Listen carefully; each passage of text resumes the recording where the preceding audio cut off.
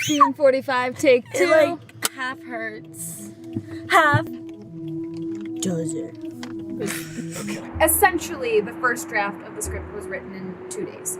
This night specifically, I had been stood up by someone, and I had no intention of writing a script. I had no idea that I wanted to tell this story, and maybe that's why it feels like it is about real people and real circumstances, because it almost was, in essence, a diary entry of everything I was going through in life. So while I'm not any of these characters, I feel like all of those characters are aspects of myself. What drew me to this script was the rawness of it and how much I can relate as a girl in my mid-20s. My character specifically is going through life and career relationships, and she covers up all her problems with drinking and with jokes, and she kind of doesn't want to come to terms with reality. And I think deep down she knows that her relationship with Nathan isn't meant to be.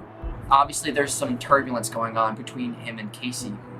They're in this long-term relationship, they have been for years. And as a result, they kind of have grown apart and they're not listening to each other, and that communication just isn't there. And she's going through some very real problems. And as much as he wants to try, he's so tired and numb to it. But it's hard at the same time because they're best friends, they love each other. It's hard to just walk away from that. Hey, Sage, come here, come on.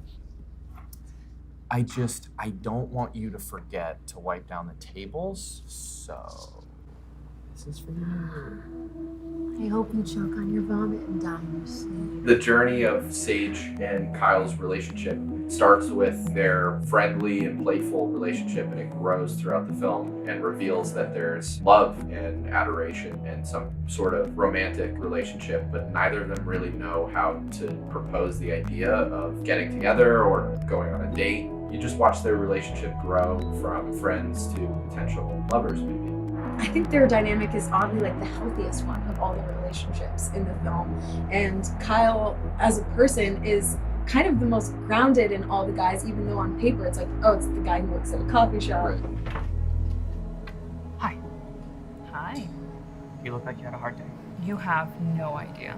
People ask me, what's the character that you play, and I tell them that she's a sex worker, and then immediately they go like, oh, she's a hooker. So you play a hooker, and I'm like, no, that's not who she is. She's doing this to survive. She's doing this with food on her table. Doing something to get somewhere else in your life, to accomplish a goal, to make money, does not define who you are.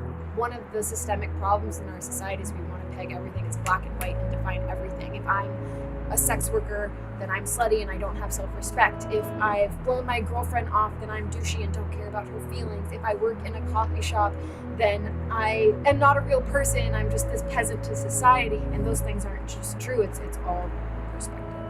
I love films like this that feel very slice of life. And so for me, when I leave a film like this, and what I hope the audience feels when they leave a film like this, is that ability to relate to those characters in some small ways, because we've all been there.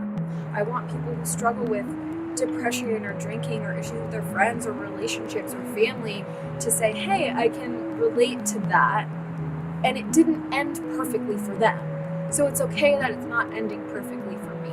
Life is sometimes boring, and life is sometimes funny, and life is sometimes tragic. And I think that's what's attractive about this film, is that it's a bit of everything.